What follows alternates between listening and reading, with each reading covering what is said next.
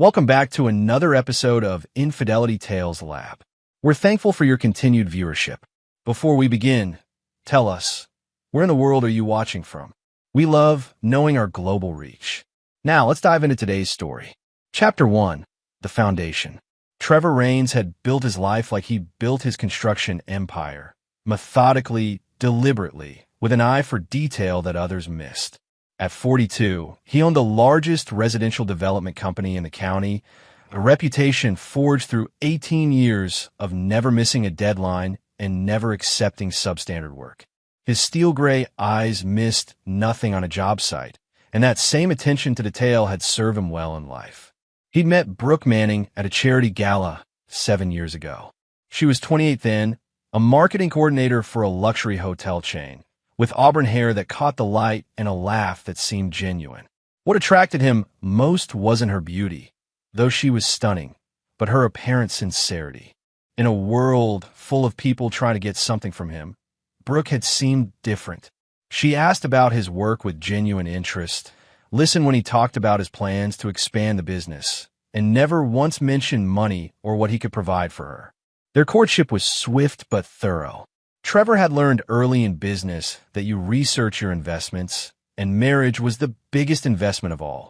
Brooke's background checked out: middle-class family from Portland, decent college grades, steady employment history. No red flags. Her friends seemed authentic, her family welcoming. When he proposed on the beach at sunset after 8 months, her tears of joy had seemed real. The first 3 years of marriage were everything Trevor had hoped for. Brooke left her hotel job to start her own boutique marketing consultancy, specializing in high-end restaurants and local businesses. Trevor supported her completely, providing startup capital and helping her find office space in the downtown district he was redeveloping. She was successful, driven, and passionate about her work. They traveled together, hosted dinner parties, and talked about starting a family. But Trevor's keen eye for detail began picking up inconsistencies around year 4. Small things at first: client dinners that ran unusually late, weekend strategy sessions that couldn't be interrupted, a new secretiveness about her phone. Brooke had always been social and outgoing, but her explanations for her increasing absences felt rehearsed. Her boutique consultancy was doing well, but not well enough to justify the new designer clothes and jewelry that appeared in her wardrobe. The changes were subtle enough that most husbands might have dismissed them, but Trevor Raines had built a multi-million-dollar business by noticing what others missed. When a subcontractor was skimming materials, Trevor caught it in the inventory discrepancies. When a project manager was cutting corners on foundation work, Trevor spotted it in the concrete delivery schedules. And now, those same instincts were telling him that something was very wrong with his marriage. Trevor's childhood had taught him that people would disappoint you if you let them. His father had abandoned the family when Trevor was 8, leaving his mother to work 2 jobs to keep their apartment. His mother remarried when Trevor was 14, a man named Carl who seemed decent until the day Trevor came home early from school to find Carl going through his mother's purse, stealing money for gambling. Trevor had watched his mother make excuses for Carl, forgive his betrayals, take him back again and again until finally Carl cleaned out their savings and disappeared. Never trust someone who shows you who they really are, his mother had told him the night after Carl left for good. And never give someone a second chance to destroy you. She died of a heart attack when Trevor was 26, worn down by years of working multiple jobs and the stress of Carl's betrayals. Those lessons had shaped Trevor into the man he was: successful, careful, and utterly unforgiving of betrayal. In business, he made it clear that stealing from him, lying to him, or betraying his trust was a career-ending mistake. Men who tried to cheat him found themselves blacklisted from every major project in the region. Companies that broke contracts discovered that Trevor's network of contacts was deeper than they'd imagined. But he'd allowed himself to believe that marriage would be different, that Brooke would be different. As he sat in his home office on a Thursday evening, reviewing the day's project reports, Trevor heard Brooke's car pull into the driveway.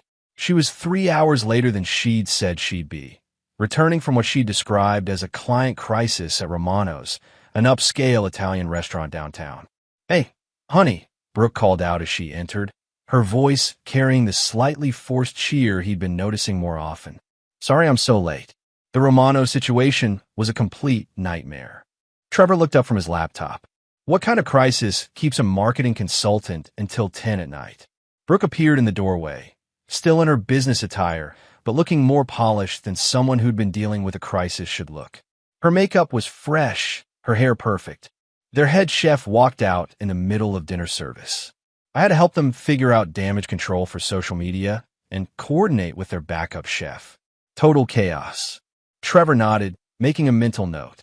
Romano's was one of his favorite restaurants. He'd eaten there just last week and had a good relationship with the owner, Giuseppe Romano. That sounds stressful. Is Giuseppe handling it okay? Something flickered across Brooke's face, so quickly that most people would have missed it. But Trevor caught it. Surprise, maybe even panic. "Oh, you know how these restaurant owners get when there's drama in the kitchen," she said, already turning away. "I'm exhausted.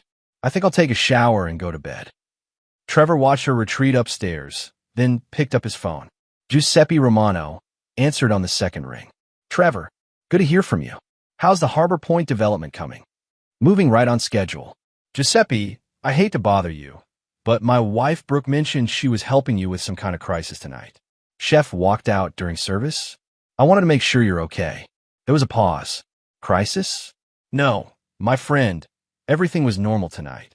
Same chef we've had for 3 years. Your wife, she was here for dinner, but not for business. She was with a man, I assumed a client, very well-dressed, good-looking fellow. They had the corner table, seemed to be having a very intimate conversation." Trevor's grip tightened on the phone. "What time was this?" "They arrived around 7:30, left maybe 45 minutes ago." "Is everything all right?" "Everything's fine, Giuseppe. Thanks." Trevor ended the call and sat back in his chair. 7:30 to 9:15. Intimate conversation. A well-dressed, good-looking man who wasn't her husband. For the first time in 7 years of marriage, Trevor Raines allowed himself to consider that his wife might be lying to him.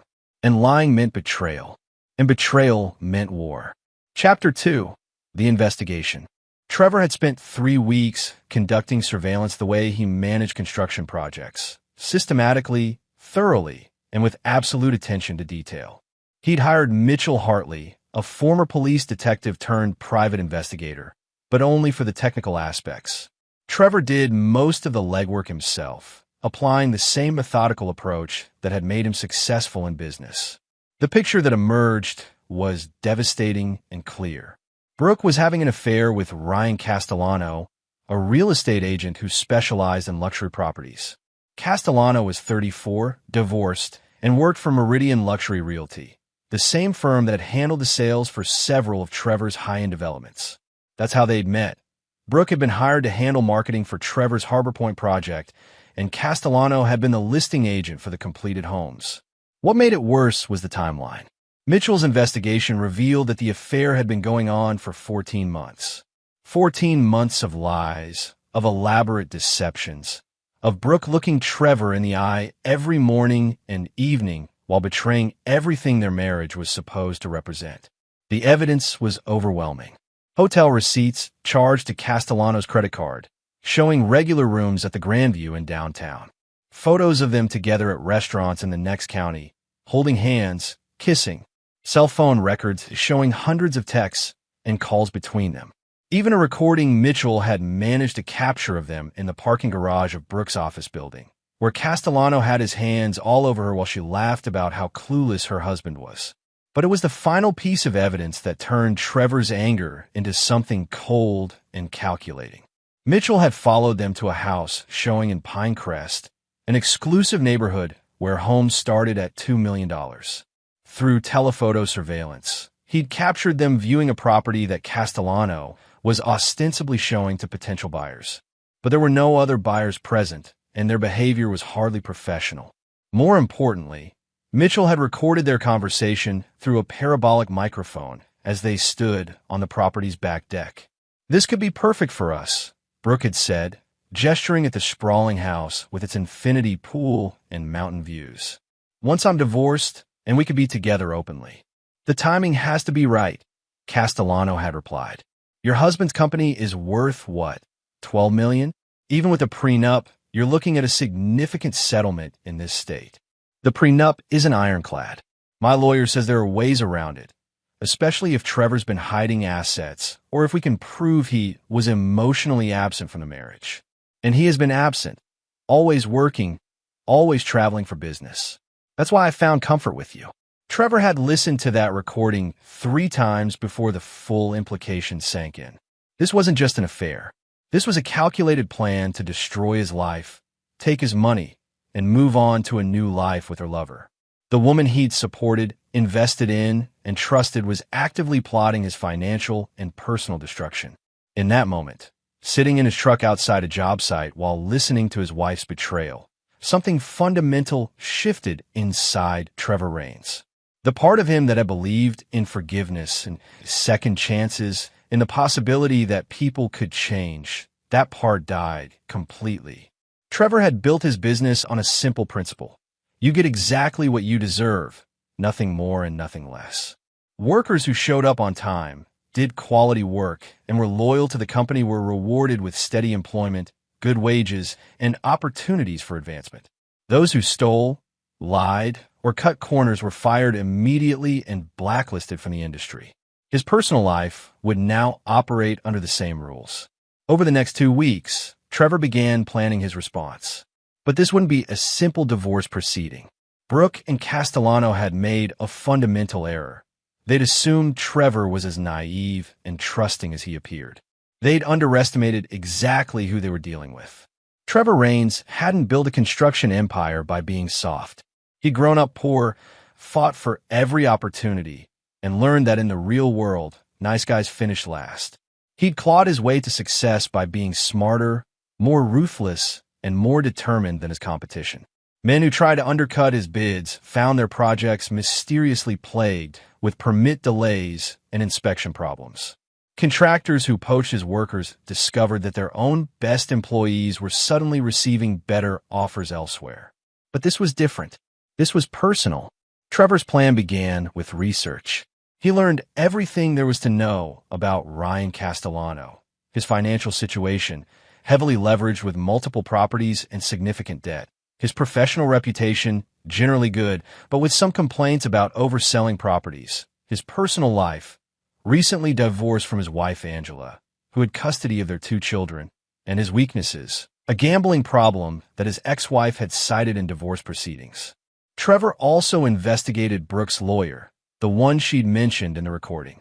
Patricia Vance was known for aggressive divorce tactics and had a reputation for finding creative ways to maximize settlements for her female clients.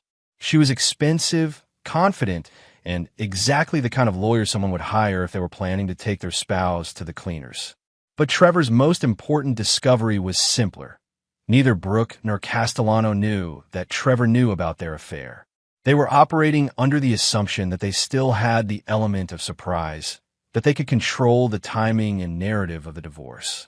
That assumption would destroy them. Trevor's brother-in-law Derek had been dropping hints for weeks about Brooke's busy schedule and late nights. Derek was married to Trevor's sister Candace, and while he meant well, he had all the subtlety of a construction crane. Trevor had been dodging Derek's increasingly obvious attempts to have a serious conversation about Brooke, but now he realized Derek's clumsiness could be useful.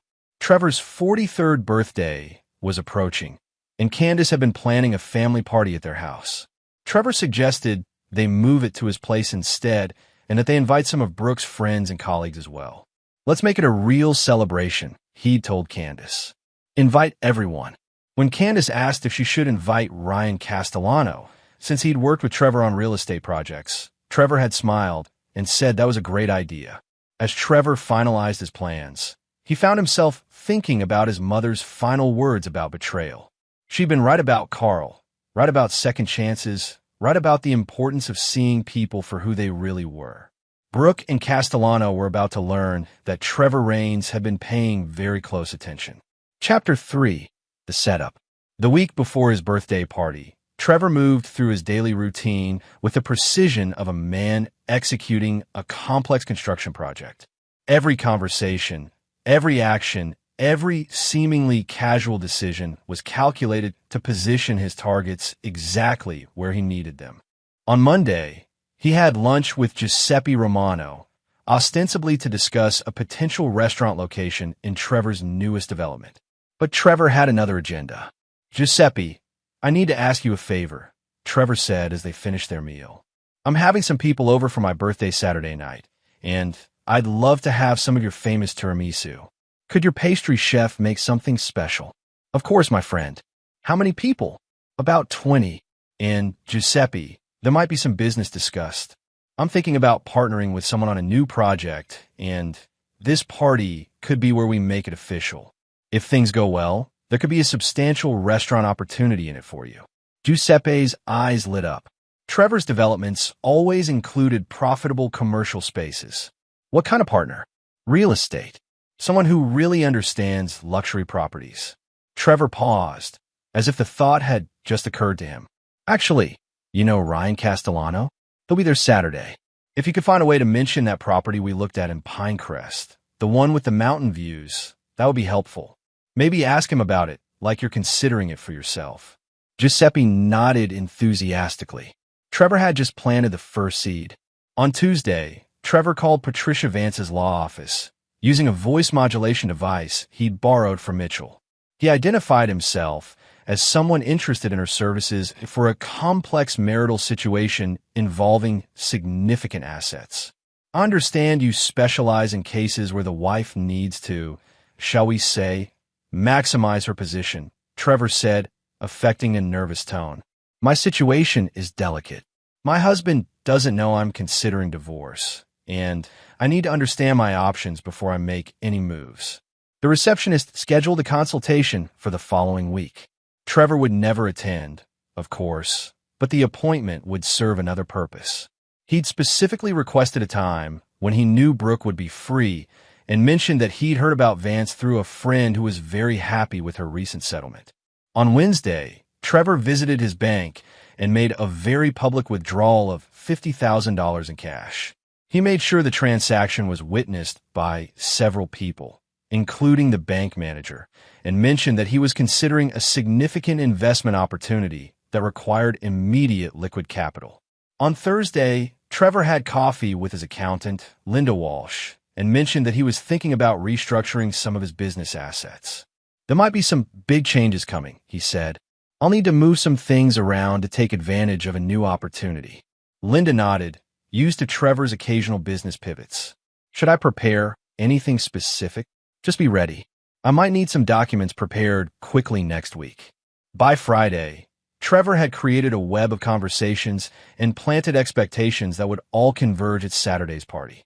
Everyone who mattered, Giuseppe, Patricia Vance's office, the bank, his accountant, even Derek, had pieces of information that would seem significant when combined with what would happen at the party. Saturday arrived clear and warm. Trevor spent the day preparing his house for the party, setting up the backyard, arranging catering, and making sure everything was perfect.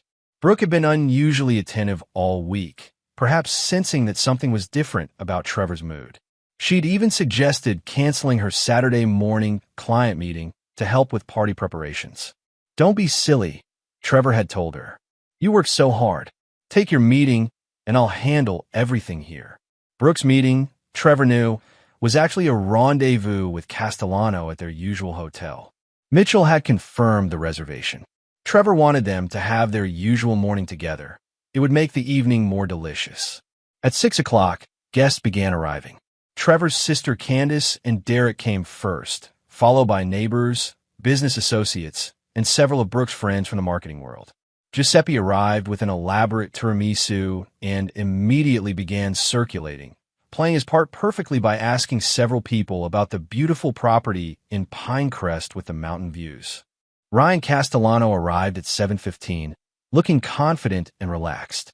He brought an expensive bottle of wine and made a point of congratulating Trevor on another successful year. Trevor shook his hand warmly and introduced him to several people as one of the most talented real estate professionals I know.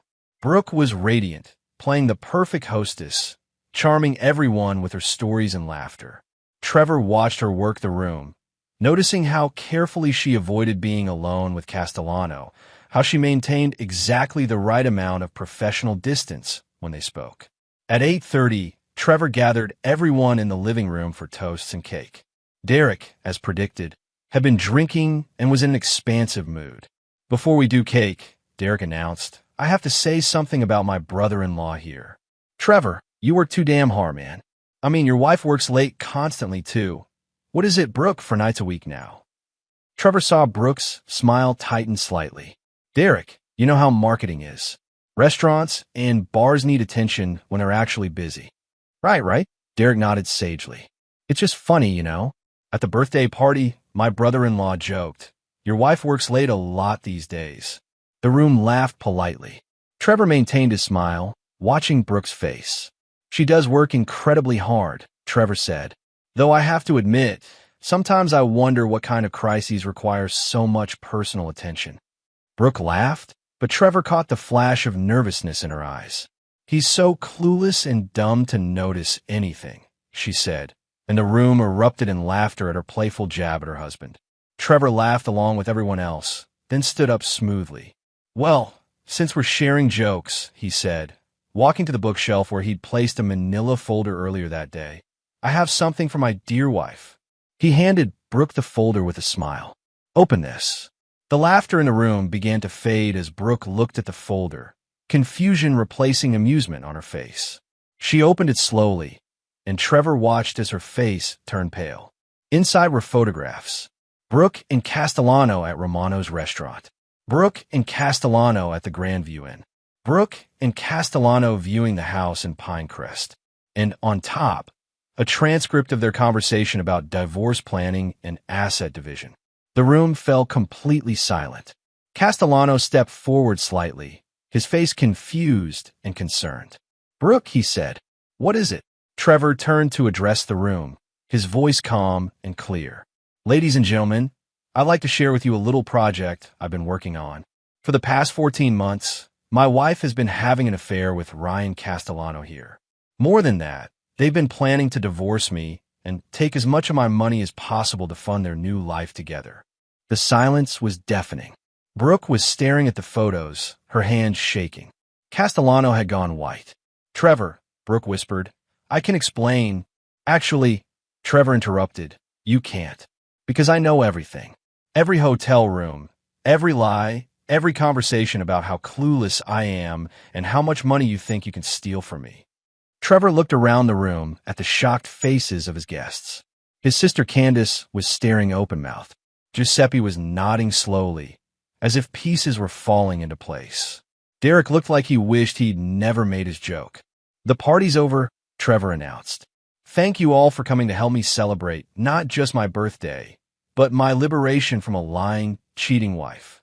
As guests began to move toward the door in stunned silence, Trevor turned back to Brooke and Castellano. "You two stay," he said quietly. "We need to talk." Chapter 4. The Revelation. The last guest departed in uncomfortable silence, leaving only Trevor, Brooke, and Ryan Castellano in the living room. The remnants of the birthday party, half-empty wine glasses, crumpled napkins, Giuseppe's elaborate tiramisu barely touched, seemed to mock the celebration that had just imploded. Brooke sat on the edge of the couch, the folder of evidence scattered across the coffee table in front of her. Her face had gone from pale to flushed as the shock wore off and was replaced by desperation. Castellano stood near the doorway, looking like he wanted to bolt, but knowing that running would only make things worse. "Trevor, please," Brooke began, her voice shaking. "Let me explain." "Explain what?" Trevor's voice was eerily calm as he loosened his tie and sat down across from her. "Explain how you've been lying to me for over a year? Explain how you've been planning to divorce me and steal my money? Or explain how you call me clueless and dumb while you were screwing another man?" Castellano cleared his throat. "Trevor, I think I should." "You should sit down and shut up," Trevor said without looking at him. "You'll get your turn." Castellano remained standing but fell silent. Brooke tried a different approach, her tears beginning to flow. "It wasn't supposed to happen like this. Ryan and I, we connected. I never meant for it to go this far. Trevor picked up one of the photographs, the one showing Brooke and Castellano kissing in the restaurant. This doesn't look like an accident, Brooke. This looks like two people who are very comfortable with each other. 14 months, comfortable. How did you? She started, then stopped herself. How did I find out? The same way I find out everything that matters. I pay attention. Trevor set the photo down carefully. Did you really think I wouldn't notice the changes? The late nights, the new clothes, the way you started hiding your phone? I've been watching people try to steal from me my entire career. You weren't as clever as you thought. Brooke's tears were flowing freely now. I was going to end it. I was going to tell you everything and try to work it out. Trevor laughed, but there was no humor in it. Is that why you hired Patricia Vance? To help you work it out by taking half my assets. Brooke's face went white again. How do you know about? I know about everything, Brooke. Every conversation, every plan, every lie. Trevor stood up and walked to the window, looking out at his backyard where an hour ago he'd been hosting a birthday party. I know about the house in Pinecrest that you and Ryan were planning to buy with my money. I know about his gambling debts and how convenient it would be for him to marry a wealthy divorcee. I know about your strategy sessions with Vance about attacking the prenup. Castellano finally spoke up. Look, Trevor, I think there's been a misunderstanding. Trevor turned around slowly. The only misunderstanding is yours, Ryan. You thought you were dealing with some clueless businessman who would roll over and play dead when his wife decided to screw him over. You thought wrong. I never meant for this to hurt you, Castellano said. It just happened. It just happened. Trevor's voice rose for the first time. 14 months of hotel rooms and restaurants and houses shopping just happened. Planning my wife's divorce strategy just happened. Trevor walked over to where Castellano was standing. The real estate agent was taller, but Trevor's presence filled the room. You know what I think happened, Ryan? I think you saw an opportunity. A lonely wife with access to serious money, married to a man who traveled for business. I think you calculated exactly how much my company was worth and exactly how much Brooke could walk away with in a divorce. That's not. Shut up. Trevor's voice dropped to a whisper, which was somehow more threatening than shouting. You made one crucial mistake. You assumed I was stupid. You assumed I wouldn't figure it out until it was too late. You assumed wrong. Brooke tried to stand up, to position herself between the two men. Please, both of you, just calm down. We can figure this out like adults. Trevor looked at his wife, soon-to-be ex-wife, with something approaching pity. Adults? Adults don't sneak around for over a year plotting to destroy their spouse's life. Adults don't call their husband clueless and dumb while they're stealing from him. I wasn't stealing. What would you call it? Trevor gestured at the papers scattered on the table. You were planning to claim I was emotionally absent, use that to attack the prenup, and walk away with millions of dollars you didn't earn. If that's not stealing, what is? Brooke wiped her eyes, and Trevor could see her shifting tactics. The tears weren't working, so now she'd try anger. I gave you 7 years of my life, Trevor. I supported your business, entertained your clients, played the perfect wife. Don't I deserve something for that? You deserve exactly what the prenup says you deserve. The house in Portland that's in your name, the car, and $50,000 for every year of marriage. That's $350,000, which is more than generous for someone who's been cheating on me for a third of our marriage. That's not enough to start over, Brooke said, her mask slipping completely now.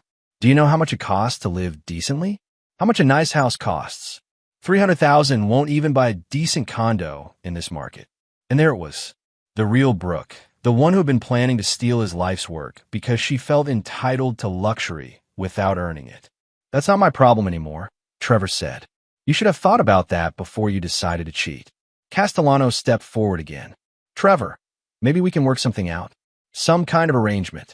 Trevor turned on him with such sudden intensity that Castellano took a step back. Arrangement? What kind of arrangement did you have in mind, Ryan? You keep screwing my wife and I pay for your new life together? You take my money and I pretend I don't care? I didn't mean. I know exactly what you meant. You meant you want to negotiate. You want to find some middle ground where you get some of what you were planning to steal, and I pretend this was all just a misunderstanding. Trevor smiled, and it was the most frightening expression either Brooke or Castellano had ever seen. Here's the thing you don't understand about me. I don't negotiate with thieves. I don't forgive betrayal. And I never, ever give second chances to people who try to destroy me. Trevor walked back to the couch and sat down, his demeanor suddenly casual, almost relaxed. So here's what's going to happen. Brooke, you're going to pack your things and get out of my house tonight. The divorce papers will be filed Monday morning, citing adultery and fraud. You'll get exactly what the prenup specifies and not one penny more. Trevor, please. I'm not finished. Trevor's voice remained calm, but his eyes were ice cold. Ryan, your career in this area is over. I have contacts with every major developer, every bank, every planning commission in the region. By next week, everyone will know exactly what kind of man you are. No one will trust you to handle their properties or their money. Castellano's face had gone pale. You can't do that. I have contracts, clients. Had. Trevor corrected.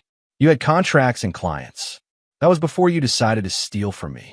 Brooke stood up suddenly, her desperation turning to fury. You vindictive bastard. This is exactly why I needed to get away from you. You're cold and calculating, and you care more about money than people. Trevor looked at her calmly.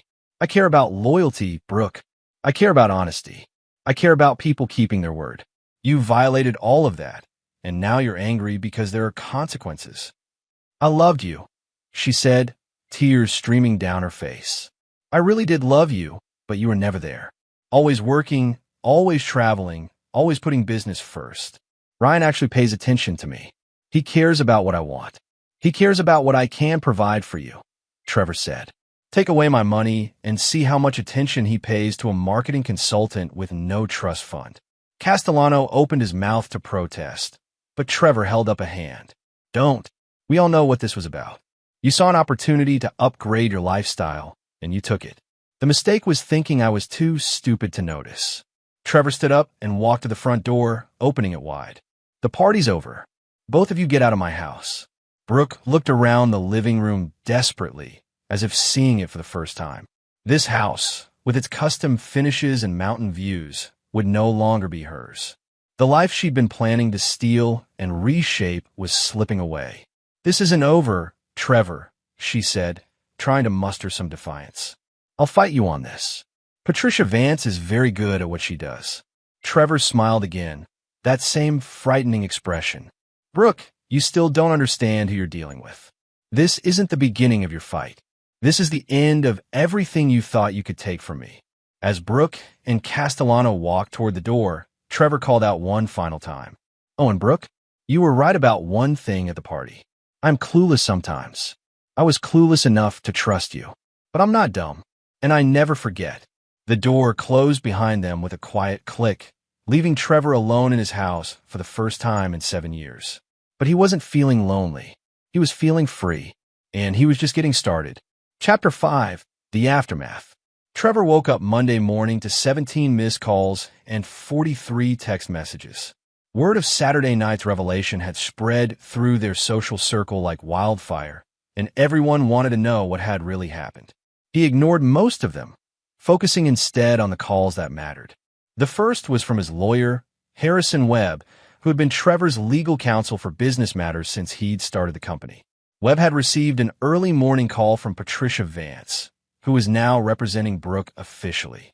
She's claiming emotional abandonment and financial withholding, Webb said over coffee at their usual breakfast spot downtown. Vance is arguing that your business travel and long hours constituted constructive abandonment, which could invalidate the prenup. Trevor sipped his coffee calmly. What else?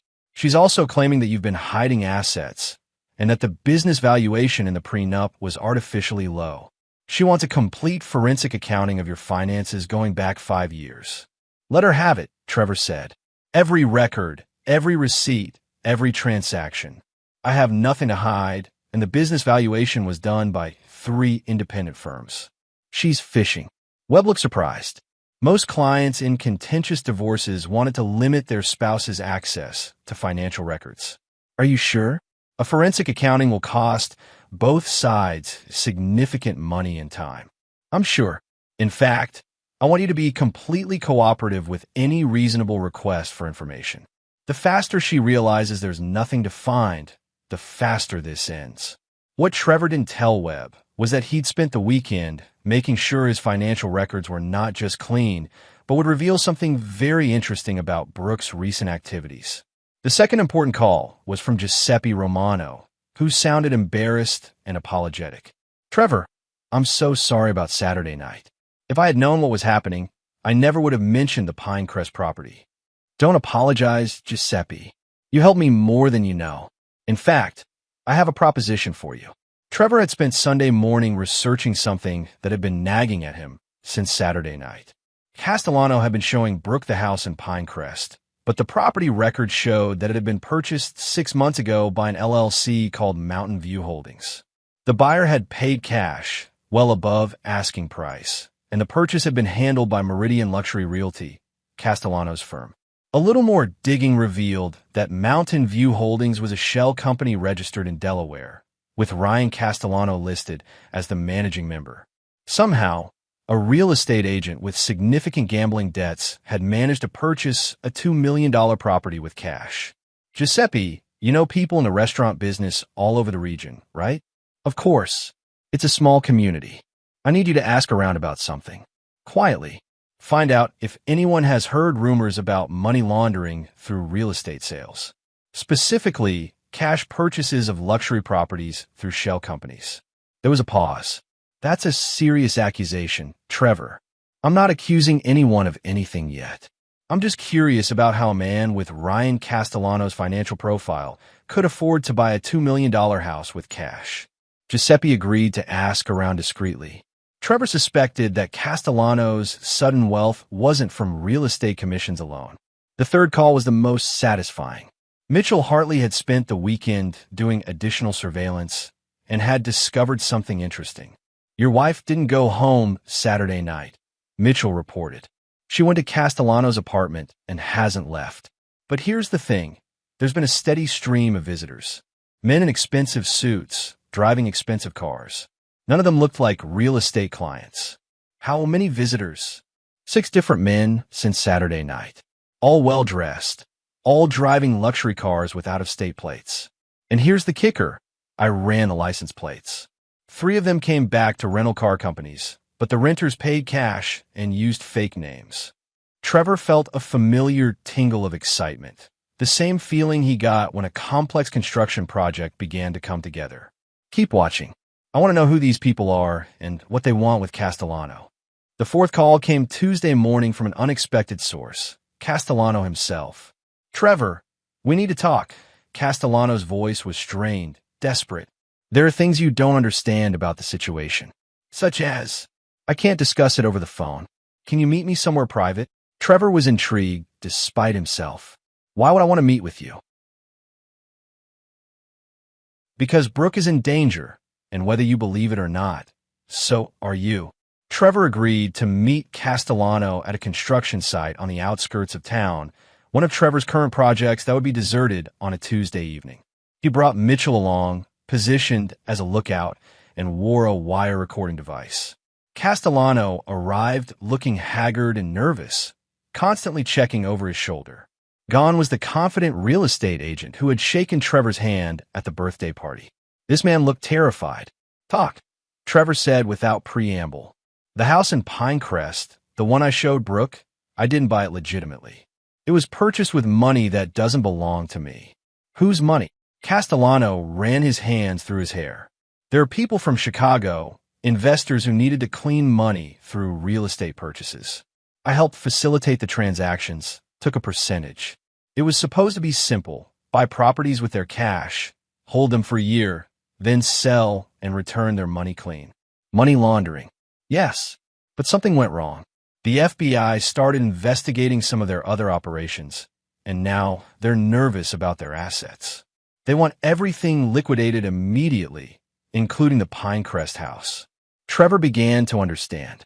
"But you can't sell it immediately without taking a loss. And you've been using the house to impress Brooke, letting her think you owned it." "Exactly. And now they know about Brooke, about our relationship, about our plans. They think she's a liability, someone who could expose the operation." "What do they want?" Castellano looked physically ill.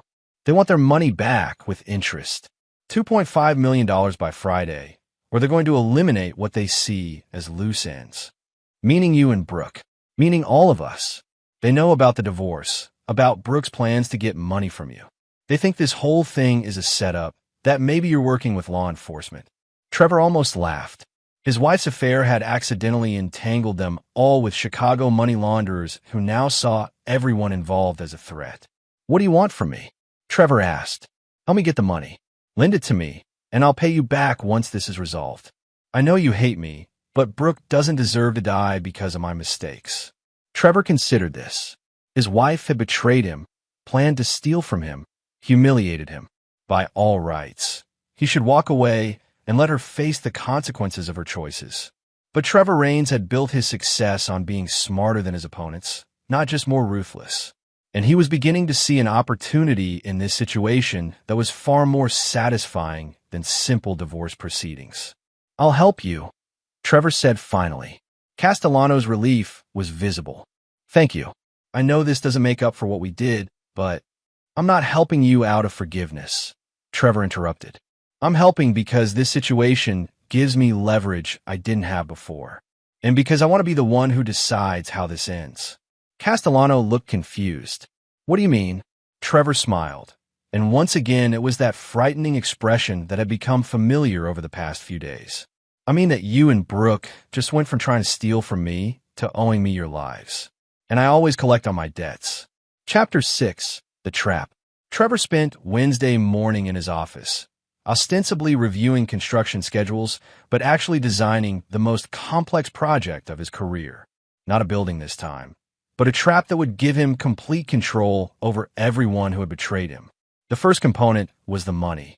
Castellano needed $2.5 million by Friday to pay off the Chicago investors.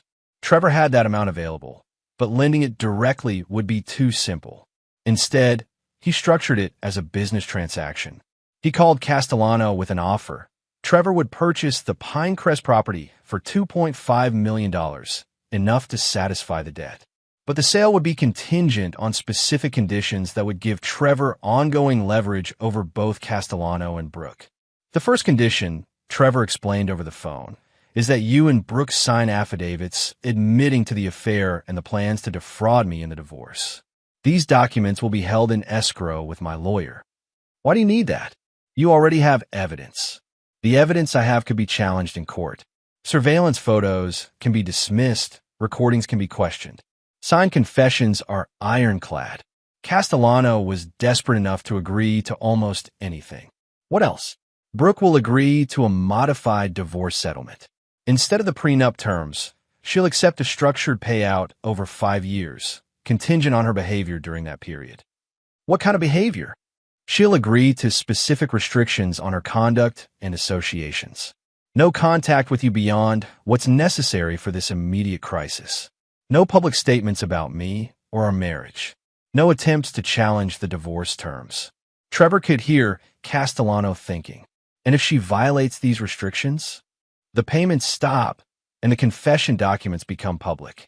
Her reputation, her business, her future prospects, all destroyed. The second component of Trevor's trap involved the Chicago money launderers themselves. Trevor had no intention of letting them simply disappear with their money clean. Through Mitchell's contacts in law enforcement, Trevor learned that the FBI was indeed investigating several Chicago-based operations for money laundering, but they lacked evidence of specific transactions. Trevor's purchase of the Pinecrest property would provide that evidence. He would document every aspect of the transaction, creating a paper trail that would lead federal investigators directly to the money launderers while keeping himself and his money legally protected. "You want to turn them in?" Mitchell asked when Trevor explained the plan. "I want them neutralized. As long as they're free, they're a threat to Brooke and therefore a threat to my ability to control the situation. If they're in federal custody, they can't retaliate against anyone." The third component was the most personal, Brooke herself. The structured payout Trevor was offering would keep her financially dependent on him for 5 years, during which time she would have to follow his rules or lose everything. It was a more elegant form of revenge than simply destroying her in divorce court. But Trevor's plan went deeper than financial control. He was going to use this crisis to reshape the entire situation to his advantage. On Thursday morning, Trevor met with Brooke for the first time since Saturday night. She agreed to the meeting only because Castellano had explained the danger they were in and how Trevor's offer was their only way out alive. They met at a neutral location, a conference room at Webb's law office downtown.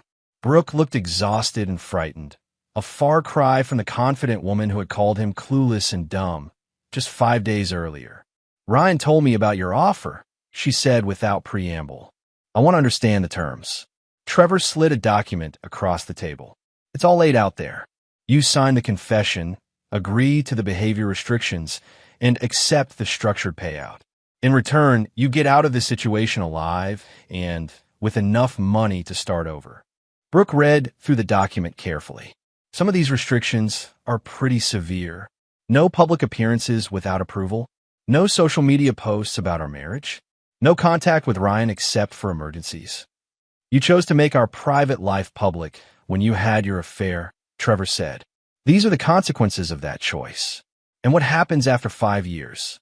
After 5 years, if you've followed all the terms, you'll have received approximately $1.2 million and be free to live your life however you choose. That's far more than the prenup would have given you." Brooke looked up from the document. "Why are you doing this? You could have just let us deal with the Chicago people ourselves." Trevor had been expecting this question. "Because I don't like loose ends and I don't like being threatened by proxy. As long as you and Ryan were in danger from these people, they were a potential threat to me as well." It was partly true, but not the whole truth. The whole truth was that Trevor had realized something important over the past few days. Destroying Brooke completely would be satisfying in the short term, but controlling her completely would be satisfying for much longer. "I need guarantees," Brooke said. "How do I know you won't just take my signed confession and use it against me anyway?" "Because it benefits me more to have you alive, functional, and under my control than it does to have you destroyed. A destroyed enemy is no longer useful. A controlled enemy can be very useful indeed." Brooke stared at him, perhaps finally beginning to understand who she had really been married to for 7 years. "You're enjoying this. I'm solving a problem efficiently. Whether I enjoy it or not is irrelevant." The meeting lasted 2 hours. By the end, Brooke had signed the confession and agreed to all of Trevor's terms. She would receive $240,000 per year for 5 years, paid monthly, contingent on her following the behavior restrictions. The payments would be structured as consulting fees for a marketing company that Trevor would establish in her name, making them tax-advantaged and giving him an additional layer of control. On Thursday evening, Trevor, Castellano, and the 2 Chicago representatives met at the law office to finalize the property sale. The Chicago men were exactly what Trevor had expected: well-dressed, soft-spoken, and radiating the kind of quiet menace that comes from years of resolving problems through violence. The sale went smoothly. Trevor paid $2.5 million for a property worth slightly less, but the overpayment was part of his plan. The Chicago money was now officially clean, having passed through a legitimate real estate transaction with proper documentation. What the Chicago representatives didn't know was that Mitchell had photographed them arriving and leaving, that the law office had security cameras recording everything, and that Trevor had insisted on documentation that clearly identified the source of their original payment for the property. By Friday afternoon, when the FBI received an anonymous tip about money laundering activities involving specific properties and specific individuals, they would have enough evidence to move quickly. Trevor's trap was set. The Chicago money launderers would soon be in federal custody. Castellano was financially ruined and professionally destroyed, dependent on Trevor's silence to avoid criminal charges. Brooke was under Trevor's complete control for the next 5 years, her reputation and financial future contingent on her compliance with his terms. As Trevor drove home Friday evening, he reflected on the week's events. 7 days ago, he had been a successful businessman with an unfaithful wife planning to steal his money. Tonight, he owned his enemies completely, had turned a potential loss into a profitable real estate investment, and had helped the FBI arrest a money laundering operation. Most importantly, He had proven to himself and everyone else that Trevor Raines was not a man to be betrayed, underestimated, or crossed. The reckoning was complete, but Trevor was just getting started. Chapter 7. The New Order. 3 months after the birthday party that changed everything, Trevor's life had settled into a rhythm that satisfied him deeply. The FBI raids on the Chicago money laundering operation had made front-page news, with federal prosecutors calling it one of the most successful organized crime busts in recent years. Ryan Castellano's name had been mentioned in several articles as someone who had cooperated with federal authorities, which effectively ended what remained of his real estate career. Brooke was living in a modest apartment downtown, working to rebuild her marketing consultancy under Trevor's watchful eye. The monthly payments from Trevor's consulting company kept her afloat, but every expenditure over a certain amount required his approval. She had learned to send him detailed monthly reports on her activities, her clients, and her finances. The behavior restrictions were working exactly as Trevor had intended. Brooke's social media presence had been carefully curated to avoid any mention of their marriage or divorce. Her public appearances were limited and pre-approved. Most importantly, she had maintained complete silence about Trevor's role in resolving the Chicago situation, understanding that any breach of their agreement would result in immediate financial ruin. But Trevor's control extended far beyond the formal terms of their agreement. He had systematically undermined Brooke's ability to rebuild her life independently by using his business connections to influence her professional opportunities. When Brooke pitched marketing services to Romano's restaurant chain, Giuseppe politely declined after a quiet word from Trevor. When she applied to join the Regional Marketing Professionals Association, Trevor's contacts on the board raised questions about her reliability during the membership review. When she tried to lease office space in the downtown business district, landlords who had worked with Trevor's development company suddenly found reasons to reject her applications. Trevor wasn't trying to destroy her completely. That would violate their agreement and potentially drive her to desperate measures. Instead, he was carefully managing her success, ensuring that she remained viable enough to continue making payments, but dependent enough to never challenge his authority. The morning routine had become almost ritualistic. Every first Monday of the month, Brooke would arrive at Trevor's office to deliver her monthly report and receive instructions for the coming month. She would sit across from his desk, professionally dressed and carefully composed, while he reviewed her activities and finances with the attention to detail he applied to construction projects. The Romano account, Trevor said during their December meeting, reading from her report. You marked it as a potential client, but noted they declined your services. Yes. Giuseppe said they were happy with their current marketing firm. Trevor made a note in the margin of her report. And the Westfield Mall project? Still pending. The decision committee wants to interview 3 more candidates before making a choice. Another note. Trevor knew that the Westfield project would be awarded to a firm whose owner owed Trevor favors from a previous development deal, but he didn't mention this to Brooke. Your expenses last month were reasonable, Trevor continued, but I noticed you had several dinners out that weren't marked as business expenses. Who were you dining with? Brooke's jaw tightened slightly. This was always the part of their meetings that tested her composure. Friends, social dinners, nothing that violates our agreement. I'm not accusing you of violating anything. I'm maintaining oversight of my investment in your stability. The language Trevor used was always carefully chosen. He never spoke to Brooke as an ex-husband or as someone exercising personal control over her life. Everything was framed in business terms, as if he were managing a particularly important construction contract. There is one matter we need to discuss, Trevor said, setting down her report. I understand Ryan Castellano has been trying to contact you. Brooke's carefully maintained composure slipped for just a moment.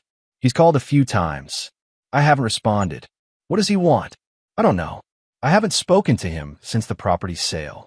Trevor had actually been monitoring Castellano's communications through Mitchell's ongoing surveillance. Castellano was desperately seeking work, had been evicted from his apartment, and was apparently hoping to convince Brooke to help him financially. The irony wasn't lost on Trevor.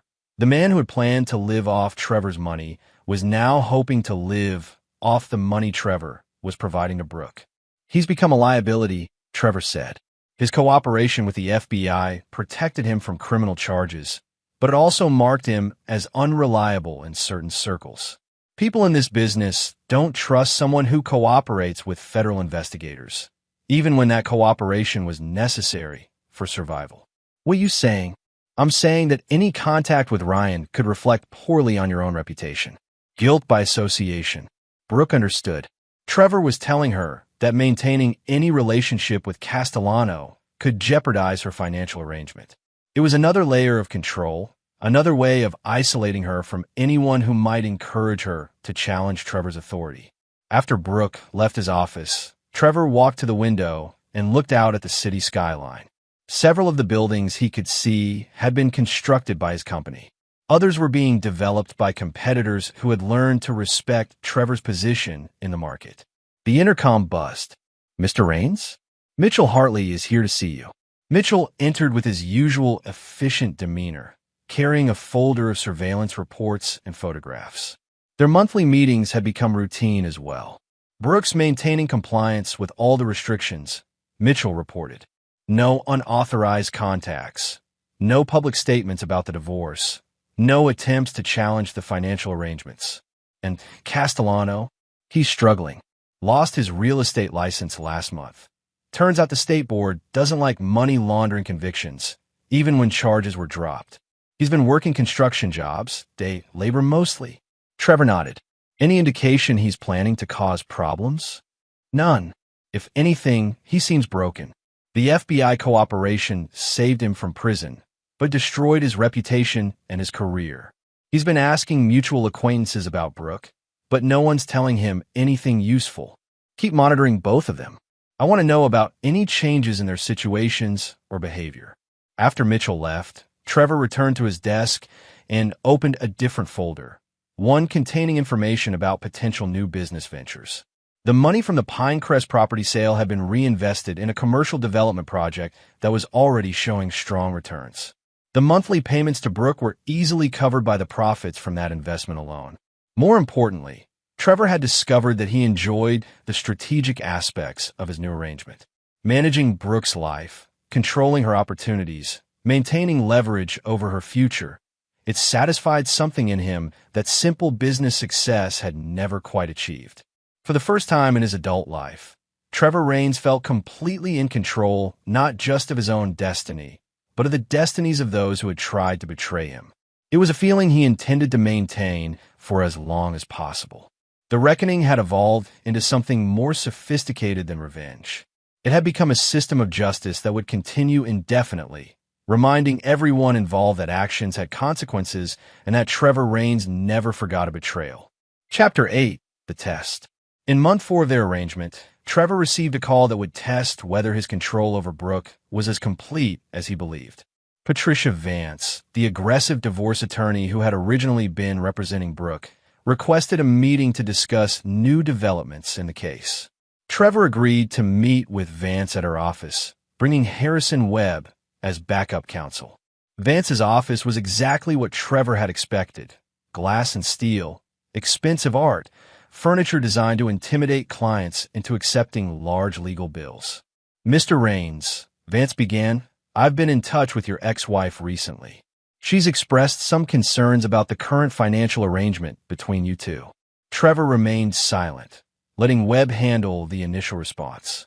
"My client's divorce settlement was concluded months ago," Webb said. "If Mrs. Rains has concerns about compliance, those should be addressed through proper channels." "The issue isn't compliance," Vance continued. "The issue is duress. Mrs. Rains has retained my services to explore whether she was coerced into accepting terms that were substantially different from what she was originally entitled to under state law." Trevor felt a familiar tingle of excitement. This was the kind of challenge he'd been expecting eventually. Brooke was testing the boundaries of their arrangement, probably hoping to find a way out of the behavior restrictions while keeping the financial benefits. "What specific claims of duress is she making?" Webb asked. Vance slid a document across the conference table. "Mrs. Rains alleges that she was threatened with physical harm by associates of Mr. Castellano's former business partners if she didn't accept the modified settlement terms. She claims that Mr. Raines used this threat to coerce her into signing away rights she was entitled to under the original prenuptial agreement. Trevor read through the document carefully. It was cleverly constructed, technically true in some respects, but misleading in others. Brooke had been threatened by the Chicago money launderers, and Trevor had used that situation to his advantage in structuring their settlement. But the document implied that Trevor had orchestrated the threats himself, which wasn't true. "This is an interesting interpretation of events," Trevor said finally. "But it's also provably false." "How so?" Trevor looked at Webb, who nodded. "They had prepared for this possibility. Because I have documentation proving that Mrs. Raines knew about the Chicago situation before our divorce settlement was even discussed. I have recordings of her and Mr. Castellano discussing how to handle the money laundering discovery weeks before they approached me for help. This was a bluff, but a calculated one. Trevor suspected that Brooke and Castellano had been aware of the Chicago money source for some time before the crisis came to a head, and that Brooke's current legal strategy was based on the assumption that Trevor couldn't prove her prior knowledge. Vance's expression remained neutral, but Trevor caught a flicker of uncertainty. What recordings? Surveillance audio captured during the investigation of their affair. Mrs. Raines and Mr. Castellano discussed the money laundering situation and how it might affect their plans for our divorce settlement. They specifically talked about using any threats from Chicago as leverage to get better terms for me. This was a more significant bluff, but Trevor was confident in his reading of the situation. Brooke's legal strategy depended on portraying herself as an innocent victim caught up in Castellano's criminal activities. If she had prior knowledge and had tried to use the situation to her advantage, her claims of duress would collapse. "I'd like to hear these recordings," Vance said. "I'm sure you would. But they're currently part of an ongoing federal investigation into the money laundering operation. They won't be available for civil proceedings until the criminal case is concluded." Another bluff, but a reasonable one. The FBI investigation was indeed ongoing, and it was plausible that surveillance evidence would be restricted during active proceedings. Vance leaned back in her chair, clearly recalculating her strategy. Even if Mrs. Raines had prior knowledge of Mr. Castellano's activities, that doesn't negate claims of duress during the settlement negotiations. "Actually, it does," Webb interjected. "If Mrs. Raines entered into settlement negotiations knowing about the Chicago situation and hoping to use it to her advantage, she can't later claim she was coerced by that same situation." Trevor watched Vance's face as she realized that her client's legal position was weaker than she'd initially believed. The meeting continued for another 30 minutes, but Trevor could tell that Vance was already preparing to recommend that Brooke abandon this approach. After leaving Vance's office, Trevor drove directly to Brooke's apartment. Their monthly meeting wasn't scheduled for another week, but this situation required immediate attention. Brooke answered the door, looking surprised and slightly guilty. "Trevor, I wasn't expecting you. I just came from Patricia Vance's office," Trevor said, walking past her into the living room. "We need to talk." Brooke closed the door and turned to face him, her expression shifting from surprise to defiance. "I have a right to explore my legal options." "You have the right to do whatever you want," Trevor replied calmly. "Just as I have the right to respond to any violation of our agreement. I haven't violated anything. Consulting with an attorney isn't forbidden under our terms." Trevor sat down on her couch, making himself comfortable in a way that demonstrated his complete confidence in the situation. "Consulting with an attorney isn't the problem, Brooke. Lying to that attorney about the facts is the problem. I haven't lied to anyone." "Really? Did you tell Vance that you knew about Castellano's money laundering activities before the Chicago crisis came to a head? Did you tell her about the conversations you had with Ryan about using any threats as leverage in our divorce negotiations?"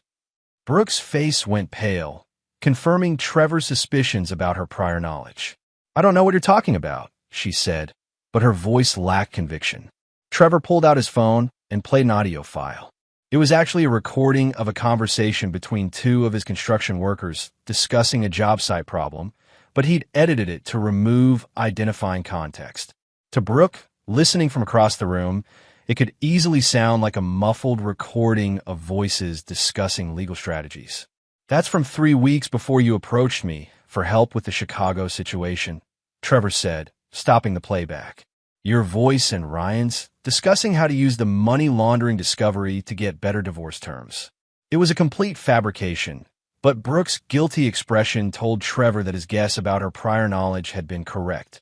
"You can't prove that's us," Brooke said weakly. "I don't have to prove it to you. I only have to prove it to a judge if you decide to challenge our agreement."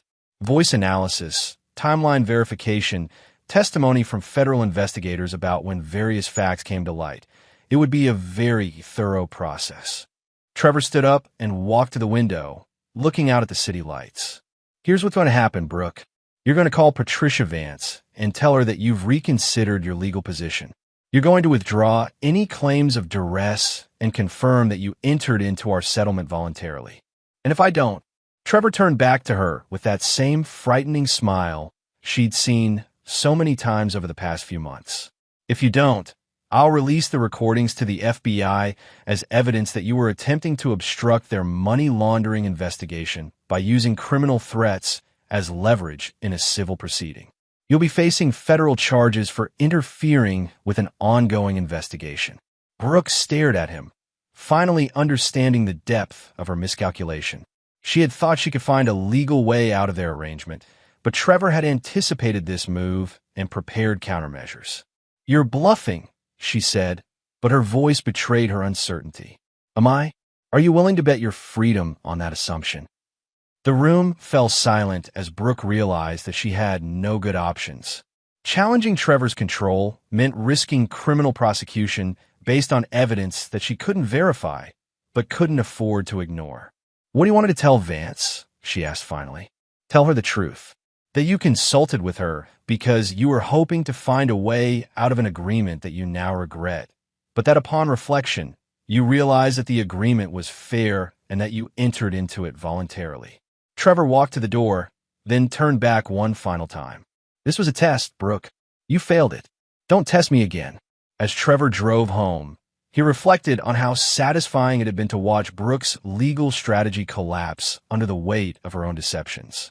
She had tried to use the system against him, but Trevor understood the system better than she did.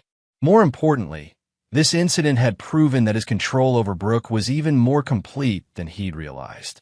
She wasn't just following his rules because of the financial benefits.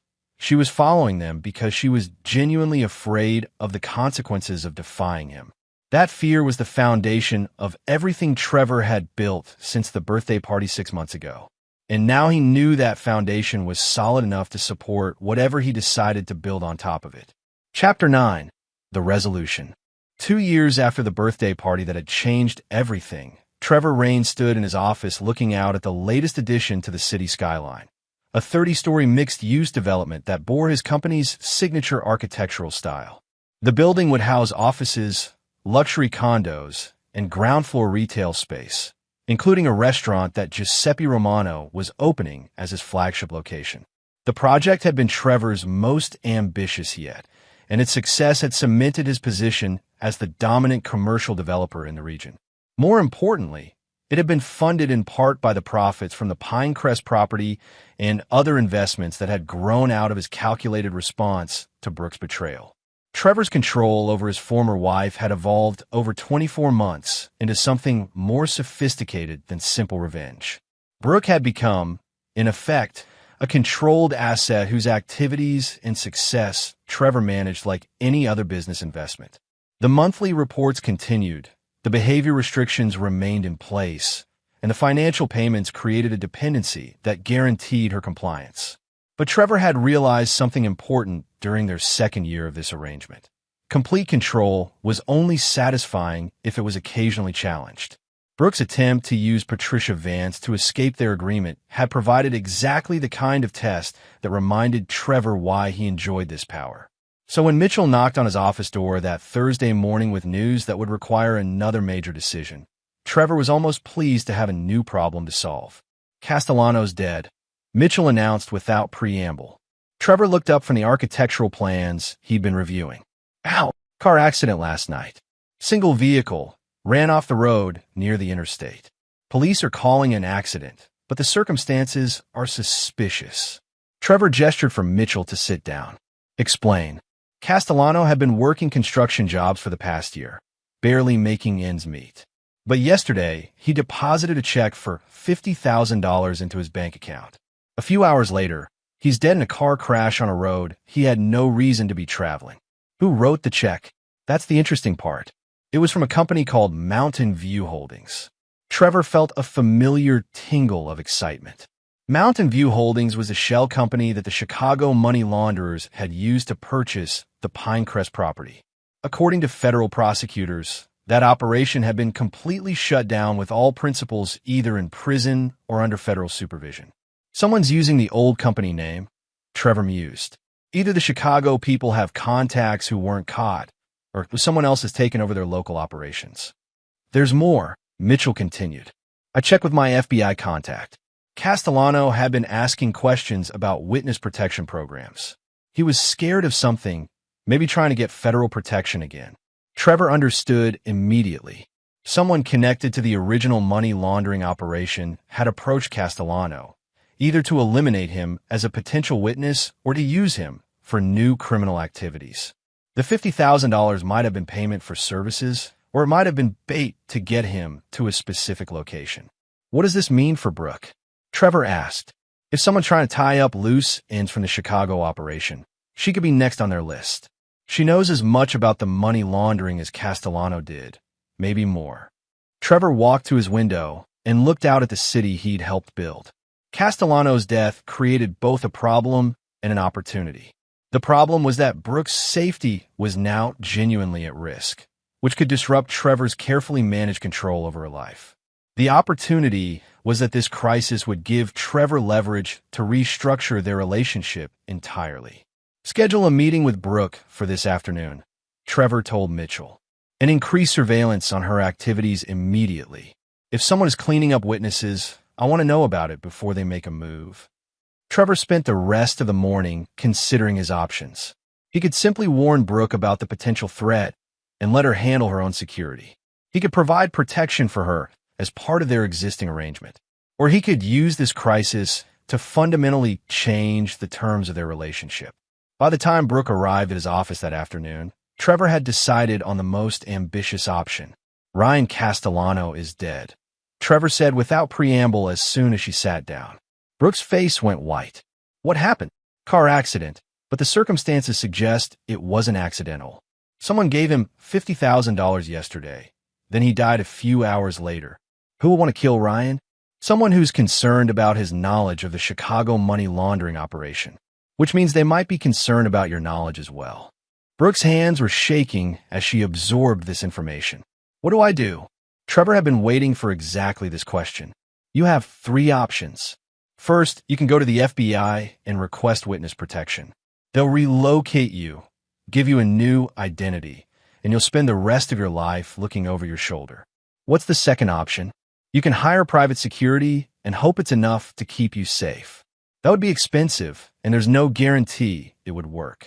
Brooke was gripping the arms of her chair. And the third option? You accept my complete protection in exchange for a permanent modification of our arrangement. Trevor had spent hours crafting this proposal. Instead of the current 5-year agreement with behavior restrictions and monthly payments, Brooke would become essentially a permanent dependent. She would move into a secure property that Trevor controlled, accept a comprehensive security arrangement that he managed, and surrender any pretense of independence in exchange for complete safety. You want me to become your prisoner, Brooke said. I want you to become my responsibility. There's a difference. Trevor outlined the terms he'd prepared. Brooke would live in a luxury condo that Trevor owned in the most secure building downtown. Her movements would be monitored for security purposes, but she would be free to work, socialize, and live normally within those constraints. The monthly payments would continue indefinitely rather than ending after 5 years, but she would sign away any future claims to Trevor's assets or estate. Most importantly, the behavior restrictions would become permanent. No public statements about their marriage or divorce, no challenges to Trevor's authority, no contact with anyone who might threaten the security arrangement. This isn't protection, Brooke said. This is ownership. It's survival, Trevor replied. Ryan thought he could handle this situation on his own, and now he's dead. You can make the same mistake he did, or you can accept reality. Trevor walked to his safe and removed a folder containing photographs that Mitchell had taken the night before. They showed Castellano's car after the accident, the $50,000 check, and surveillance photos of men who had been watching Castellano's apartment in the days before his death. These people are professionals, Brooke. They eliminated Ryan cleanly and efficiently, and they'll do the same to you if you give them the opportunity. Brooke studied the photographs, her face growing paler with each image. How do I know you're not behind this? How do I know you didn't have Ryan killed to force me into this arrangement? Trevor had expected this question, because if I wanted Ryan dead, I would have let the Chicago people kill him 2 years ago when they first threatened him.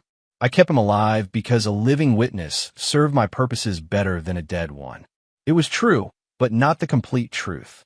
Trevor had indeed protected Castellano during the original crisis, but he'd also made sure that Castellano's cooperation with federal authorities had marked him as unreliable in criminal circles. Trevor hadn't killed Castellano directly, but his actions had created the conditions that led to Castellano's death.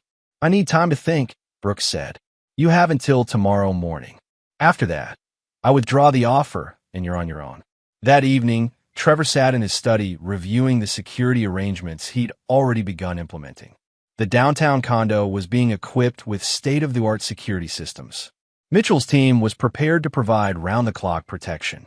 Financial arrangements were being restructured to make the new agreement legally airtight. Trevor's phone rang at exactly midnight. Brooke's voice was quiet but steady. I accept your terms, she said. All of them. 3 days later, Brooke moved into the secure condo with 2 suitcases and a box of personal items. Everything else from her old life, furniture, photographs, mementos, was left behind as part of her transition into what Trevor privately thought of as phase 2 of their relationship. The condo was luxurious and comfortable, with floor-to-ceiling windows offering spectacular city views.